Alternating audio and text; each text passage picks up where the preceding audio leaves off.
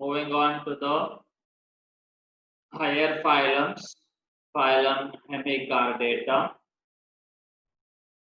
Typical example we have is Balanoglossus. Okay, we'll see what is the characteristics. Hemichordata was earlier considered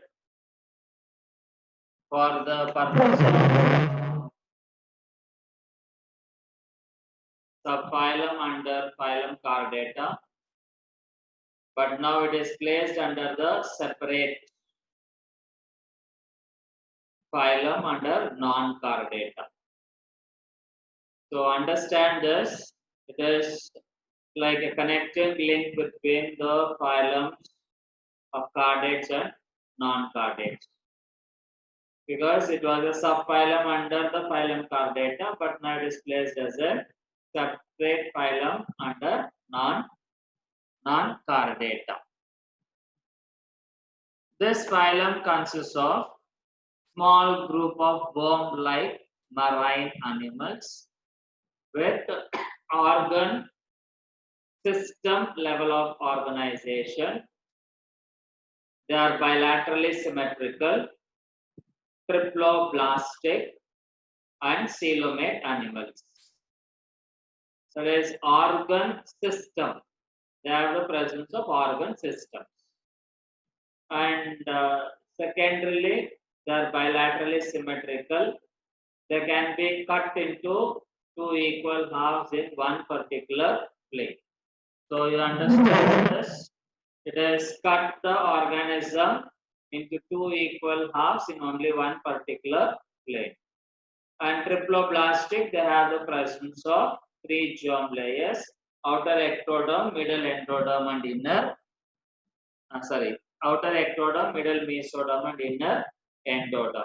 And coelomate animals, they have the presence of the body cavity.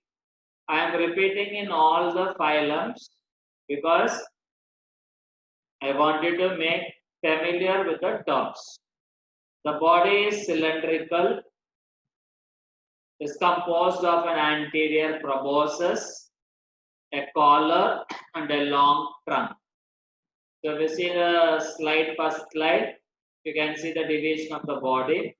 The body is cylindrical, is composed of an anterior proboscis, collar, and a trunk. Circulatory system is of open type, means the blood vessels are directly dipped in the blood.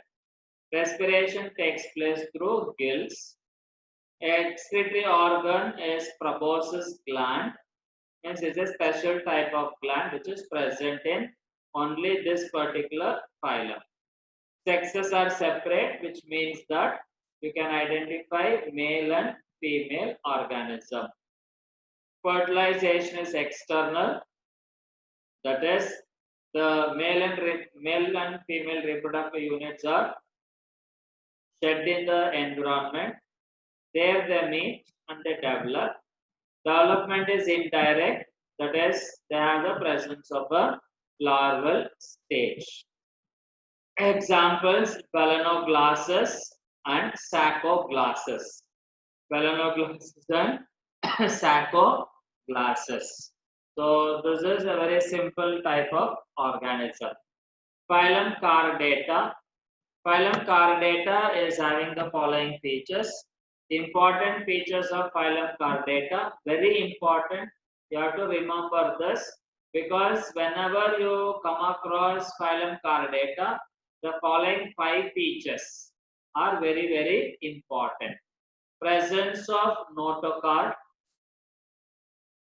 a dorsal hollow nerve paired pharyngeal gill slits, coelomate with organ system level of organization, and also post-anal tail. If you say Chordata, these 5 characteristic features should be present. It may be present in the larval stages, or it may be present only in the adult stages, or it may be present intermediate also. But it should be seen. So they are presence of notochord, dorsal hollow nerve cord, pharyngeal gill slits, coelomate with organ system level of organization, post-anal tail. So these are very important features. And this is a 3 marks question. What are the important features of chordata? It's a very important question which is given for 3 marks. So remember, mention when you're writing in your classworks also, mention this feature. Phylum chordata. It is divided into like this. Subphyla Urochordata or Tunicata. Subphylum Cephalochordata and subphylum Vertebrata. Protochordates include subphylum Urochordata and Cephalochordata. These two are called as protochordates. Why it is, we'll see in the coming slides also. So phylum Chordata is divided into the subphyla Urochordata or Tunicata, subphyla Cephalochordata and subphylum Vertebrata. So protochordates include the first two subphylums, that is Urochordata and Cephalochordata. Urochordata. Why are they called as protochordate? Protochordates means they are primitive. Notochord present in only the larval tail. Urochordata, it's seen only in case of the Urochordata. Notochord is present only in larval tail. It is not in the body. So see the example given below, example Ascidia. If you have seen poriferans sponge, it looks like that only. But here it is not a sponge. It is an exampled organism called Ascidia. That is different. This is different. But in this Urochordata, notochord is present in only the larval tail. It's not present throughout the lifetime. So that is why it is present under protochordates. Give reason, questions can be asked here. Why is Ascidia kept under Urochordata? Means notochord is present only in larval tail. Present only in larval tail. Next one is Cephalochordata. Notochord extends from head to tail region and persistent throughout their life. Example, Branchiostoma and Amphioxus. Notochord extends from head to tail region and persistent throughout their life. Why it is not advanced one? Because normally notochord is converted into the vertebral column. So here it is not going to be converted into vertebral column. They are going to continue as the notochord. That is why it is under the protochordates. Under the protochordates. Subphylum Vertebrata. Why it is under vertebrates, we'll see. Notochord persists during embryonic period. Notochord is replaced by, it's very, very important. Give a triple star to this particular point. It's very important you will remember. Notochord is replaced by a cartilaginous, bony or vertebral column in the adult. Notochord is replaced by a cartilaginous or bony vertebral column in adult. Ventral muscular heart is present. Ventral muscular heart. Now I got a doubt. Do you know which is your ventral and which is your dorsal part of your body? If you stand in front of the mirror, the part of your body which is seen in the mirror is ventral, where the heart is present. The part behind, which is not seen in the mirror, is the dorsal. Clear? So the part, when you stand in front of the mirror, what your body is seen towards the mirror is the ventral, where the heart is present. The other part which is not visible on the mirror is the dorsal. Okay, so this is you have to remember for your lifetime. Kidney for excretion and osmoregulation. Paired appendages may be fins or limbs.